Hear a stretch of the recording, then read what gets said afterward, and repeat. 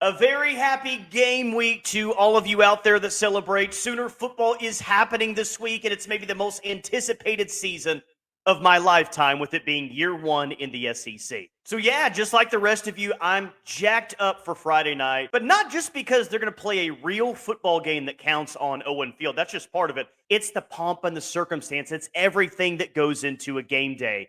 It's Campus Corner packed with people when you see it for the first time. It's the drum major doing the strut right before kickoff. And of course, my personal favorites. If you know, you know. And if you know, the hairs on the back of your neck just stood up. You're welcome. It's football time in Oklahoma. The Sooners are a massive favorite over Temple. No surprise there. And actually, the line as of Sunday afternoon sits at OU minus 43. This is not a game that should be any sort of close in the fourth quarter. But even if it does play out that way, I'm very interested in some particular things I currently have as question marks for this football team. And I have three of them for you today. Let's get started. The number one thing that I want to see on Friday night, run game. Run the ball. Run it early, run it often, run it late, run it on 1st and 10, run it on 2nd and 5, run it on 3rd and 2. Dominate this game by running all over Temple, because, guys, you should dominate this game by running it whenever you want to. And dominate with the run game featuring multiple running backs. Run it with Gavin Sawchuk. Run it with Javonte Barnes, with Caleb Hicks, with Taylor Tatum, Sam Franklin. Heck, run it with Xavier Robinson, the true freshman, and Chapman McCown as well. This is number one to me for multiple reasons. One, what's been the most talked about question with this team all off season long? Offensive line play. Over and over and over again. So without even knowing for sure which offensive lineman will be available to play on Friday night, get off to a nice start this year by completely controlling the line of scrimmage against a team that you should push around. And look, even if they do, that won't mean the offensive line question has been answered. We got a long way to go to determine that. But at the same time, you'll walk away concerned if this offensive line doesn't have their way in the run game on Friday. So reason number one why the run game is number one on things I want to see is because of the offensive line. Now, with that, reason number two to me is the running backs. I'm less concerned about the running backs than I am right now about the offensive line. I think that there's a lot of depth and more than just a few bodies that are capable of playing a big role at this position. But who's the home run threats? Do they have that?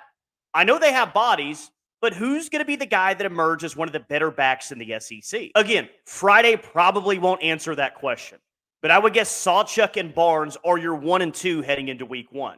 And ever since they arrived as freshmen, we've been thinking about this being the next big-time duo at running back.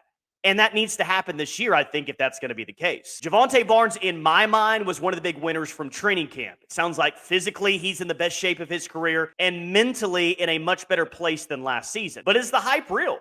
We'll get a better look at this on Friday, and I'd love to see multiple running backs create big plays in the run game by breaking tackles and getting yards after contact. This offense led by Seth Littrell is going to go fast again this year. There will be tempo, but let's see this run game be effective even when they choose to slow it down. Run it early, run it often, run for over 300 yards. Let me see this run game dominate against a team that, well, you should dominate. Number two for me on things I want to see in week one, no mistakes from Jackson Arnold. I talked about the offensive line being maybe the big question mark of this team. You heard it all offseason.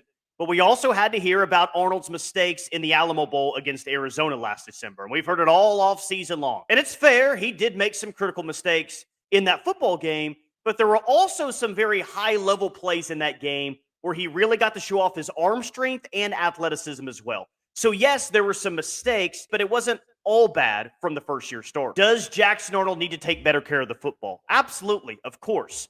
And it's the number two thing that I want to see on Friday. He's a first-year starter, so this is always going to rank very high. And yes, run it at will, like I previously mentioned. But let's also see Jackson Arnold have a highly efficient game, all while highlighting his strengths. I think OU is going to have a lot of success with the deep ball this year. Let's see Arnold let it fly down the field with some of those speedy receivers. Let's see him really attack the Temple secondary with a receiving core that I believe is the strength of the offense today. Now, I would guess this is probably going to be as vanilla of a game plan as you're going to see from OU, but they're still going to be aggressive in the passing game because it feels like that's the DNA of what this offense is and what they want to be. So, yeah, I want to see Jackson Arnold hit on big plays down the field, across the middle, even with stuff around the line of scrimmage. But ultimately, how I'm going to grade him on Friday is how clean he is with the football. I don't doubt there's going to be big plays in the passing game. I'd be shocked and frankly a little bit disappointed if there's not. But with those big plays, can Jackson Arnold also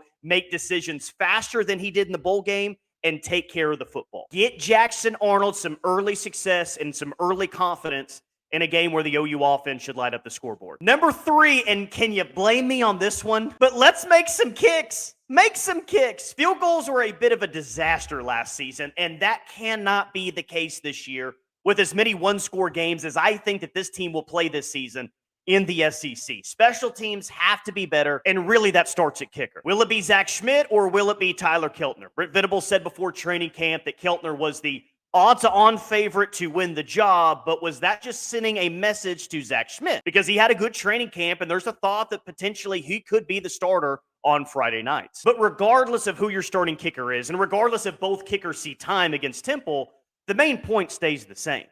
Make the gimmies. Sure, it would be nice if you have someone that was automatic from 50 plus, but I'll start with someone who's automatic from 40 yards in, because unfortunately, that wasn't the case last season. Kicker made the list to me because I think it's a position that's just so mental. And the worst thing that could happen is if one or even both Schmidt and Keltner get off to rough starts. It's completely possible, yes, that neither of these two actually attempt a field goal outside of an extra point. Maybe OU just scores a touchdown or punts on every single drive, so there's not even a guarantee that either of these will attempt anything more than an extra point. But I think they both know they're in a battle, and a miss in the first game could heavily impact this race. And I think there's pressure in that in itself. Now, look, if either of these guys go 3 for 3 on Friday, my question at kicker doesn't automatically go away. In fact, we'll find out everything that we need to know when the first big kick in a big game happens. But at the same time, it's crucial that these guys start the season with some confidence and have some early success before that inevitable spot comes in SEC play. What 3 things do you want to see most on Friday outside of a dominant Sooner win, of course? Drop it in the comments. And as I made the 3, I kept thinking of more and more. So I'll actually give an honorable mention. One thing that just missed the top 3 for me, number 6, Deion Burks. I want to see Deion Burks again in person. I got to see him in the spring game. He was awesome. I've heard the coaching staff, the other players rave about him throughout spring and in training camp. I think Deion Burks is the real deal. He was 3rd team All-SEC preseason. He's going to finish higher than that. I think he's got a real chance to be an All-SEC first-teamer at the end of the season. I don't expect him to have 12 catches. I don't expect them to force-feed him the ball early on. But I think he's going to be the best player on offense that OU has. And, yeah, I want to see the excitement that Deion Burks brings. I think you can throw it to him deep. I think you can throw it to him over the middle. I think you can give it to him short, jet sweeps, whatever you want to do. I just want to see Deion Burks in action because I think he's that special of a player. That's my 3 plus an honorable mention. As always, thank you for watching.